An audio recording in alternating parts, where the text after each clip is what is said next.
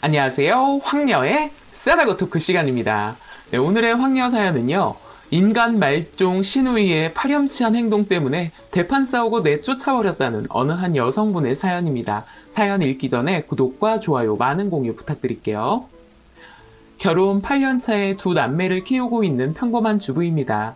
남편과 연애 2년 반 만에 결혼했고 아이는 결혼하자마자 바로 가져 나왔습니다. 저희 시댁 남편 집안은 족보가 조금 요상한 집입니다. 남편 아래로 여동생 한 명이 있는데 피 한 방울 안 섞인 여동생이고 현재 저희 시어머니는 남편의 새엄마입니다. 친엄마는 어렸을 때 집 나가 연락 한 번 안 하고 살고 있으며 현재 새엄마인 바로 저희 시어머니가 남편의 엄마가 되었습니다. 시아버지께서 재혼하셨는데 피 한 방울 안 섞인 동생을 새엄마께서 데리고 왔고 큰 문제 없이 살았다고 들었습니다. 시어머니 성격이 말수도 많지 않으시고 얌전하세요. 남편이 본인 친아들이 아니지만 정말 정성을 다해 키워오셨다고 들었습니다. 남편은 그런 시어머니를 본인 친엄마다 생각하고 살아왔으며 지금도 그렇게 살고 있습니다. 시어머니 결혼 전 남편이 있었는데 바람도 피고 도박에 범죄 전과까지 있는 사람이었고 감방에 들락날락했기에 더 이상 견디지 못하고 딸을 데리고 이혼을 했다고 들었습니다. 말만 들어도 얼마나 힘들게 생활했을지 알겠더라고요. 그렇게 전 남편과 이혼하고 저희 시아버지를 만나 재혼하게 되셨던 겁니다. 두 분 다 배우자에 대한 큰 아픔이 있었던 분들이기 때문에 서로 많이 이해하시고 아끼며 살아오셨습니다. 그러나 저희 결혼하고 얼마 안 있다가 남편과 씨도 다르고 배도 다른 여동생이 유학을 가게 되었는데 정말 어거지로 가게 된 것입니다. 누굴 닮아서 공부도 못하고 본인 치장하는 것만 신경 쓰던 시누이가 유학을 가고 싶다고 고집을 부리면서 할 수 없이 보내주게 되었습니다. 목돈을 가지고 계셨다고 하더라도 한두 푼이 아니기 때문에 할 수 없이 시골에 있는 논밭을 팔기로 했습니다. 시골에는 선산도 있었는데 어차피 할머니 할아버지 산소 관리도 힘들어서 정리하려고 했었거든요. 친인척분들 모두 동의했었고 가까운 곳으로 모시는 게 더 좋을 것 같아서 하려고 했던 일들이기 때문에 같이 정리도 하고 선산 정리도 하고 논밭도 팔게 되었습니다. 선산이야 원래 정리하려고 했던 것이지만 논밭은 갑작스럽게 팔게 되었던 겁니다. 시누이 유학 때문에 말이죠. 시아버지가 본인 친딸은 아니지만 애지중지 키워오셨고 시어머니를 그만큼 존중하고 사랑하시는 마음이 크셨기 때문에 더 해주려고 노력하셨다고 들었습니다. 그러나 남편만큼 공부 머리가 좋지도 않았었기에 뭘 밀어주려고 해도 본인이 못 따라오니 지방에 있는 대학교 턱걸이로 들어갔었고요. 그런 딸이 늦은 감은 있지만 공부하고 싶다고 유학 보내달라고 하니 할 수 없이 결정하게 된 것입니다. 남편도 처음에는 반대를 많이 했지만 아버지 말씀에 따르게 되었고 시어머니 봐서 반박하지 않고 모든 걸 부모님 뜻대로 하게 되었던 것입니다. 그때 당시 나이가 28살이나 먹고 지 앞가림도 못하는 시누이 볼 때면 참 답답하다 싶은 생각도 들었고 시어머니 겪어보았지만 절대 시어머니 닮은 것 같지는 않았습니다. 분명 본인 친아빠 핏줄이니 그분 닮았을 것이다 생각했었고 남편하고도 가끔 그런 얘기했었고요. 그렇게 엄청 돈 들여 호주로 보내놨습니다. 호주에 시아버지 동생 아들이 목사로 계시는데 그 조카 도움 많이 받게 되었습니다. 시어머니는 정말 재수로운 마음이 크신 것 같았습니다. 아무리 오랜 시간 같이 살아왔지만 본인 딸 때문에 항상 죄스러운 마음이 많이 있다는 게 느껴졌거든요. 그렇게 요란스러운 시누이가 호주로 떠나갔고 정말 돈 많이 들어갔다고 들었습니다. 시부모님이 일일이 말해주지는 않았지만 예상하고 있었습니다. 그러던 중 거기에서 만난 남자친구가 있는데 같이 동거를 하게 되었다는 말도 들려왔고 또 헤어졌다는 말도 들었습니다. 정말 안 봐도 비디오다 싶었습니다. 공부는 수건 핑계일 뿐이고 그냥 놀러 간 것 같아 보였습니다. 그러던 중 시아버지가 갑자기 쓰러지셨는데 심정지가 오게 되셨고 너무 갑작스럽게 전화를 받고 갔지만 이미 아버님은 숨을 거둔 뒤였습니다. 심폐소생술을 얼마나 심하게 했는지 그 순간을 생각하면 아직도 마음이 찢어지게 아프고 슬프게 느껴집니다. 그렇게 너무 갑작스럽게 상을 치르게 되었고 이런 일들은 정말 순식간에 다가오는 것 같았습니다. 정말 너무 빨리 지나가 버렸고 항상 시댁에 가면 반갑게 맞이해 주셨던 시아버지가 안 계시니 사실 한참 동안 믿겨지지도 않았고 현재도 아직까지 아버님의 목소리가 생생하게 느껴지는 것만 같습니다. 남편도 정말 많이 힘들어했지만 겉으로 표현하지 않고 버티는 남편이 느껴졌습니다. 서재에서 혼자 눈물을 흘리던 남편이 아직도 기억에 납니다. 그렇게 시아버지가 돌아가시고 보험금이 나오게 되었습니다. 아버님이 들어놓으신 보험이 몇 가지 있는데 하나는 보험금 수익자를 남편 이름으로 해두었고 나머지는 모두 시어머니 앞으로 되어 있었습니다.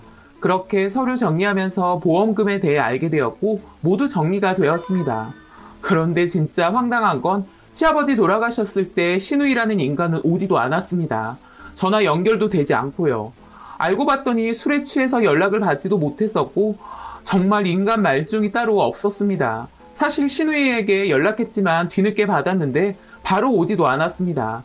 더군다나 저희는 상 치르는데 정신도 없었기 때문에 신우이 빨리 오라는 말을 하긴 했지만 계속해서 신우이 오기만을 기다릴 수 있는 상황이 아니었고요. 결국 시아버지 상 치르는 동안 신우이는 그 자리에 있지도 않았습니다. 아무리 지 친아버지가 아니지만 지금까지 키워주신 분이고 본인 엄마가 재혼한 분인데 어떻게 그럴 수 있었을까요? 그리고 시아버지 물려받은 땅까지 팔아가며 유학 보내줬더니 거기서 술이나 처먹고 놀고 앉아있고 진짜 재수 없어도 저렇게까지 재수 없을 수 있나 싶더라고요. 아직도 그때 생각하면 화가 치밀어 오르네요. 그렇게 얼마 안 있다 신우이가 한국으로 들어오게 되었고 웬 동양인 남자와 함께 왔는데 결혼할 사이라고 하더라고요. 시아버지 돌아가신 지 얼마 되지도 않았는데 남자친구를 데리고 오다니요. 그것도 결혼한다면서요. 기가 차더라고요. 동양인 남자는 중국 국적인 사람이었는데 한국말은 못하는 사람이었습니다. 여튼 저는 신경 쓰고 싶지도 않았고 면상 보고 싶지도 않았는데 어머니에게 연락이 와서 같이 식사했습니다. 진짜 토 나오는 줄 알았네요. 그날 남편은 일 때문에 못 갔고 저만 갔는데 신우이 말하는 게 기가 찼습니다. 시아버지 돌아가셨는데 딴소리는 안 하고 결혼 비용부터 말을 하더라고요. 이미 한국 들어오기 전부터 모든 리스트를 정리해가지고 왔는데 참 저런 게 인간인가 싶었습니다. 시어머니는 일단 상황을 좀 보자고 하셨고 신우이는 막무가내였습니다. 네 아버지 돌아가신 지 한 달도 안 됐고 좀 있으면 49세인데 지금 갑자기 무슨 결혼을 하겠다는 거야. 그것도 이 사람은 한국 사람이 아니지 않니? 저 남자를 얼마나 만났다고 갑자기 결혼을 하겠다는 거야. 우리 좀 가족끼리 의논도 하고 시간을 갖고 생각 좀 해보자. 무슨 의논을 해. 내가 사랑하는 사람인데. 우린 운명이야. 엄마 진짜 촌스럽게 왜 그래? 간 사람은 간 거고 산 사람은 또 살아야 하는데. 그럼 난 결혼도 하지 말고 처녀 귀신으로 죽으란 소리야? 너 진짜 왜 그래? 네 아버지가 너한테 어떻게 했는데 그런 소리를 함부로 내뱉는 거야. 정신 차려 이거사. 나 몰라. 결혼할 거야. 무조건 이 사람이랑 할 거니까 엄마가 알아서 해. 딸 처녀 귀신 만들기 싫으면 잘 생각해. 사실 저는 신우이랑 얼굴 많이 본 적도 별로 없었고 편하게 말하는 사이가 아니기 때문에 뭐라고 말하기가 애매했습니다. 그러나 인간으로서 해야 할 말이 있고 해서는 안 될 말이 있는데 그 수위가 넘어섰다고 생각이 들었습니다. 아가씨, 어린애예요? 결혼하고 싶으면 바로 하는 거냐고요. 다 큰 어른이 앞뒤 가리지 않고 지금 이게 무슨 경우예요. 그리고 간 사람이라뇨. 아가씨 아버지가 돌아가셨는데 지금 그게 할 소리예요? 어쩜 눈 하나 깜짝 안 하고 그딴 소리를 해요. 이봐요 언니. 언니는 좀 빠져요. 이건 집안일이니까 입도 뻥끗하지 말라고요. 그리고 돌아가신 아버지랑 제가 피 한 방울 섞인 것도 아닌데 제가 거짓말로 예의 지킬 필요 있어요? 전 그런 이중적인 사람 못 돼서 솔직하게 표현하는 거라고요. 나이도 한참 어린 게 올케 언니한테 한다는 소리가 뭐 어째? 빠지라고? 머리가 딸리면 말을 하지 말던가. 그건 솔직한 표현이라고 하는 게 아니라 네가 인간에 대한 예의나 배려가 없는 것뿐이야. 이 페류나 알아들었니? 더 큰 싸움이 될 것 같았는지 시어머니가 그만하라고 하시면서 말리시더라고요. 속상한 마음 크실 거라 걱정도 많이 했는데 철딱선이 없고 폐륜인 딸내미까지 와서 시어머니 속을 긁어대니 그 마음 알겠더라고요. 신우이는 그 남자랑 따로 숙소 잡았는지 시어머니가 집에 들어오라고 해도 들어오지 않고 결혼시켜달라고 생고집만 피워댔습니다. 얼마 뒤 시어머니에게 연락이 왔습니다. 시아버지 돌아가시고 받은 보험금은 제 통장으로 넣어두면 어떻겠냐고요. 그래서 왜 그러시냐 했더니 신우이 년이 시아버지 보험금을 자꾸만 물어봤다고 하더라고요. 진짜 갈 때까지 간 년이구나 싶었고 신우이 년은 시아버지 돌아가시기만을 기다렸던 인간 말종 같았습니다. 이런 사실들을 일일이 남편에게 다 말하지는 않았는데 안 되겠다 싶어 모두 이야기하게 되었습니다. 성격이 워낙 불같은 사람에 화나면 어떻게 변할지 모르는 사람이기 때문에 시어머니와 정말 조심스럽긴 했거든요. 역시 화가 잔뜩 난 남편은 당장 신우이를 불러들였고 혼자 왔더라고요. 그 사이 시어머니를 얼마나 괴롭혔는지 보험금에 대해서 다 알고 있더라고요. 그러면서 오빠는 아버지가 보험금 따로 챙겨줬다면서? 친아들이라 그런 거겠지? 나한테는 딸랑 땅 팔아 유학 보내주더니 큰돈은 다 오빠한테 갔네? 그건 내가 뭐 상관할 거 없으니 관두고 우리 엄마한테 준 보험금 내가 어느 정도 받아도 되는 거 아니야? 내가 명품백을 산다 그랬어? 아니면 옷을 산다 그랬어? 그냥 결혼한다고 한 거잖아. 나도 자식인데 왜 내가 결혼한다고 하니 다들 쌍심지를 키고 난린데. 그리고 엄마는 내가 친딸 아니야? 엄마가 낳은 자식도 아닌 오빠한테는 꼼짝 못하면서 왜 나한테 그러는데? 아빠도 돌아가시는데 오빠랑은 볼 필요 없는 거 아니야? 너 이게 진짜 말하는 싸가지 보게?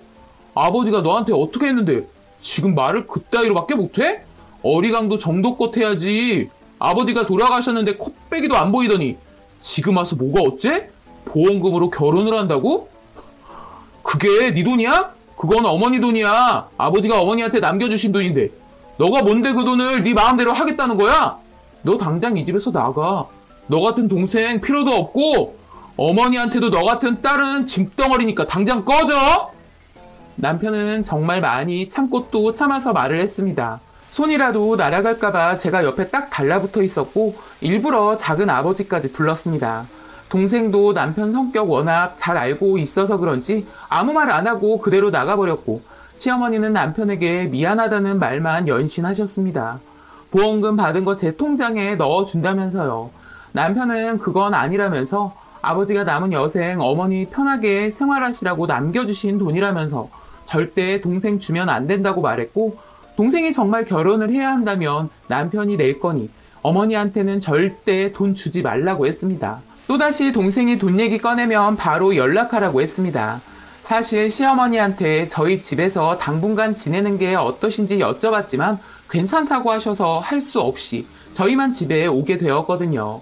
얼마 지나지 않아 결국 일이 터져버리고 말았습니다. 진짜 기가 막히게도 신우이 년이 뒤에서 호박씨를 까고 있었더라고요. 시댁 근처 사시는 작은 아버지께 연락이 와 바로 시댁으로 달려갔고 시어머니가 급하게 작은 아버지에게 전화를 하셨던 겁니다. 시댁에 갔더니 세상에나 신우이 년이랑 세상 처음 보는 어떤 나이 드신 남자가 있었는데 바로 시어머니의 전 남편인 신우이 친아빠가 같이 와 있던 겁니다. 신우이는 유학 가기 전부터 본인 친아빠와 연락을 해왔었고 지금까지 연락을 해왔더라고요. 지 핏줄이니 그럴 수 있다 생각은 들지만 감히 시댁까지 찾아오다니요. 이미 작은 아버지와 신랑이가 오가고 있었고 저희 남편은 대충 상황을 파악했습니다. 시어머니 전 남편이 한다는 소리가 본인 딸이 가져가야 할 몫을 달라고 하면서 어차피 시어머니 죽으면 그 돈은 그대로 본인 딸이 유산으로 받게 되는 거니 미리 주면 어디가 어떠냐면서 진짜 말 같지도 않은 소리를 하고 있더라고요. 더 기가 막혔던 건 그동안 결혼한다고 했던 그 중국인 남자친구는 모두 가짜였었고 그렇게 결혼한다고 하면 시어머니가 순순히 돈을 줄 줄 알고 그렇게 했었다고요. 시어머니가 절대 돈 안 줄 것 같으니 이젠 지 애비랑 찾아와 협박 아닌 협박을 하고 있었던 거고요. 진짜 사람 낯짝이 두꺼울 수 있어도 그렇게까지 두꺼울 수 있는 건가 싶었고 역시 머리 검은 짐승은 거두는 것이 아니라는 옛말이 딱 맞아 떨어지더라고요. 모두가 그렇다는 건 아니겠지만 어떻게 저희 시아버지 보험금을 본인들이 꿀꺽하려고 했던 건지 사람으로서 도무지 이해가 가지 않더라고요. 시어머니는 도대체 당신이 무슨 낯짝으로 여길 찾아와? 당신이랑 영 끊은 지 오래야. 감히 어딜 찾아와? 딸내미 만나는 건 내가 이제와 뭐라 안 하겠는데 내 집에서 당장 나가. 경찰 부르기 전에. 그리고 정혜숙 너도 네 핏줄인 네 아빠 따라가. 그리고 나 죽어도 너한테 한 푼도 못 주니까 정신 연놈들 당장 내 집에서 나가라고. 그런데 갑자기 시어머니 전 남편이라는 인간이 야, 신고해. 누가 무서울 줄 알아? 내 딸 집에 내 맘대로도 못 오냐? 그리고 이게 어디서 정신 연놈들이래. 미쳤어? 그러면서 저희 시어머니를 확 밀치는데 남편이 눈이 돌아갔습니다. 갑자기 시누이 친아빠라는 인간에게 돌려차기를 해버린 것입니다. 상황은 심각했고 그 인간은 그대로 벌러덩 넘어지고 말았습니다. 그걸 본 시누이가 남편에게 달려들었고 제가 곧바로 시누이년 이때다 싶어 뒤통수 머리털을 움켜쥐고 싹 다 뽑아버렸습니다. 정말 싸움판이 따로 없었습니다. 그 사이 작은 아버지께서 이미 신고를 했었고 조용히 영상을 녹화하고 계셨습니다. 상황을 보니 이미 그 시누이 친아빠라는 사람이 저희 오기 전부터 행패를 부린 것 같아 보였고 그 모든 걸 증거가 될 것 같아 작은 아버지께서 차량에 놓으신 거고요. 그렇게 경찰이 와서 그 사람은 경찰서에 가게 되었고 남편과 시어머니 모두 조사받으러 갔습니다. 시어머니는 손목과 꼬리뼈 쪽에 멍과 타박상이 생겼고 그 남자도 남편에게 맞아 넘어졌기에 상처가 난 줄 알았지만 상처는 없더라고요. 결국 서로 합의는 했지만 정말 돌이킬 수 없게 되어버렸습니다. 당분간 시어머니가 저희 집에 계셨었는데 시누이년이 또 찾아와 돈 얘기를 하길래 제가 현관 앞에서 얼굴 면상에다 소금을 냅다 뿌려댔습니다. 재수 없으니까 당장 꺼져. 다시는 우리 집에 찾아오지 말고 네 애비한테 가. 어머니 힘들게 하지 말고. 네가 인간이면 다시는 안 찾아오겠지. 저는 문전박대 해버렸습니다. 그 이후로 연락이 한참 동안 없었고 시어머니에게 가끔 연락이 오긴 했는데 저희 모르게 용돈은 보내주시는 것 같았지만 남편도 알면서 말은 안 하더라고요. 남편은 어머니에게 누누이 말합니다. 힘드시면 말하라고요. 정말 꼴보기 싫지만 어머니 자식인데 어떻게 연을 끊어버리게 하겠냐면서요. 남편은 말합니다. 동생 절대 용서도 못할 것 같고 얼굴 보고 싶지도 않다고요. 시어머니도 그 마음 잘 알기에 힘들면서도 참으시는 것 같아 보이고요. 지금까지 시어머니는 저희와 한 집에서 아무 일 없이 무탈하게 살고 계십니다. 시아버지 돌아가신 지 벌써 4년이 다 되어가네요.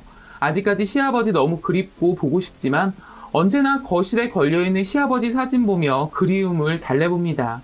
또 시누이년 얼굴 안 보고 사니까 너무 좋습니다.